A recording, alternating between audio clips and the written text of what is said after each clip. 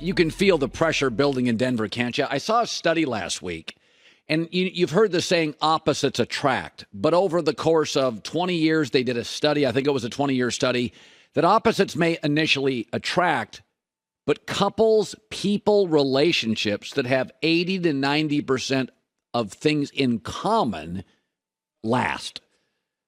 Attract and last are two different things. And eventually the people with things in common are attracted because they like each other. This is what I worry about Denver, not losing, but Russell Wilson and Sean Payton are different people. I know both.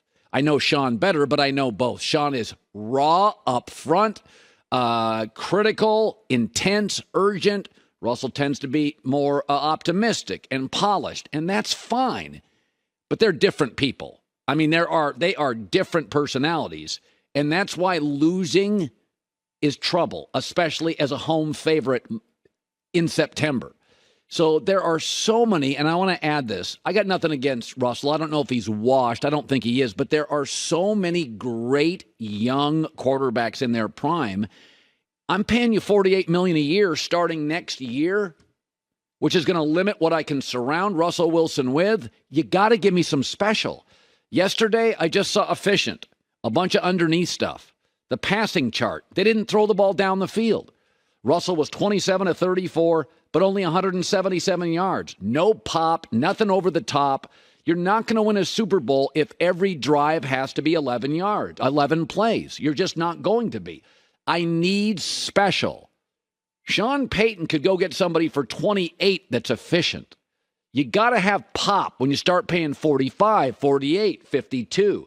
There was a great example. 6:30 left, fourth quarter, big series, trailing 17-16. Give Russell the ball. Sean Payton, he got pretty good protection, and it was a 3-and-out.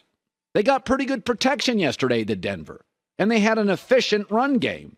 Now, Jerry Jeudy does return maybe in week 3 or 4, but they had decent protection. That's what the data says. They rushed for almost 100 yards. There's some talent on that field. They'll get Jeudy back. They will help. But I just saw a lot of checkdowns. Saw a lot of short passes. Now, Russell moved better than he did last year, but he didn't really run. That's part of it. And you know, again, I don't buy that he's washed, but I do now buy that he's just very efficient. That contract starts next year. This thing's not lasting 2 years if you're losing home games to the Raiders. Now, Denver's early schedule is manageable and workable, and I'm sure, they'll find their footing. But remember, they played Russell more than other starting quarterbacks in that league. Remember the first game? I think he had like 4 series. They played him. They wanted to work things out. So they got pretty good protection. They had a pretty good run game. They were playing a bad defense. They were at home. They're a favorite. And all I got was efficient. That's all I got. And these guys, Russell and Sean, are different cats, each their own person, and opposites may attract, but they don't last. And the only way they avoid turbulence is W's. You win. Brady and Belichick won. They never had dinner in 20 years. Tom Brady said that. They never had dinner. Opposite personalities. Right? One is everybody. Tom walks into a room. He's a light. He's energy. Big group of friends. Belichick's grumpy. Right? He's very private. That's fine. Both are fine. But what got those guys through their differences? Winning a lot. The first game of the year to the last. Mike McDaniel has made this offense absolutely the best Tua can possibly be. Tua is not hyper athletic. He's pretty small. He gets hurt. He didn't have a huge arm. You can see when you watch Miami, you can see the coaching.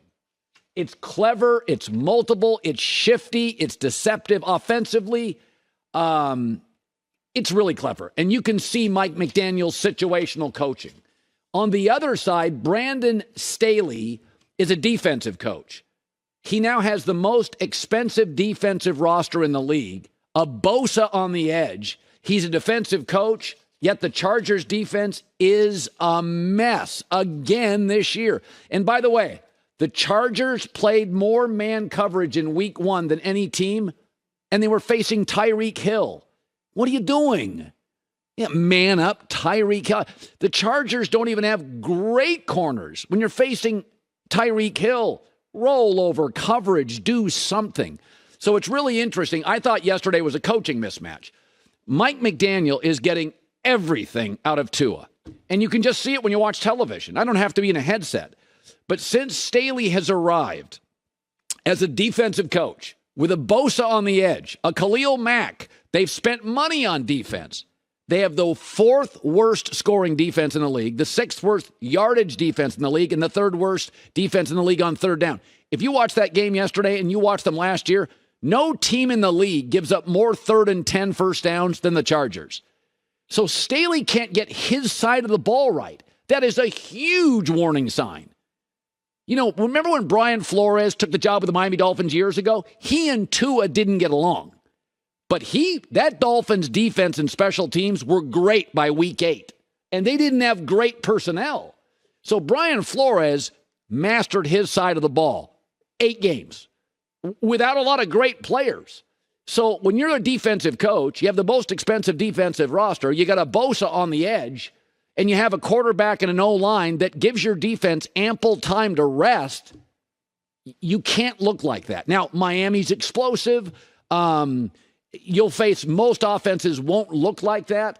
But I got to tell you, Mike McDaniel is one of those coaches. Kyle Shanahan, you know, his mentor is another one. When you watch the Niners and you watch the Dolphins, you can see the coaching. I mean, I'm not a huge Tua guy, but this is the very best Tua in the National Football League. The coaching is sensational, and I'm not sure there's a team in the league that's more fun to watch than the Miami Dolphins. But again, the Chargers have a very good O-line, run game, and quarterback. What does that mean? It gives the defense ample time to rest. This is not an exhausted defense of the Chargers. They have a defensive coach. It's the most expensive defense in the league. You can't be giving up 3rd and 10s, 3rd and 12s. You can't intercept the ball in the end zone and then your players run out of the end zone. That's just not communicating with players. And Brandon Staley can be a bit condescending to media. I think that is starting to wear people out with that organization. I don't know. I watched that game on television, and I'm like, situationally, and props to Vic Fangio, his defense, he's not a big believer in the blitz. But at the end of the game, Vic Fangio dialed up, 2 major blitzes, and the Chargers just weren't prepared. They just weren't prepared to block it.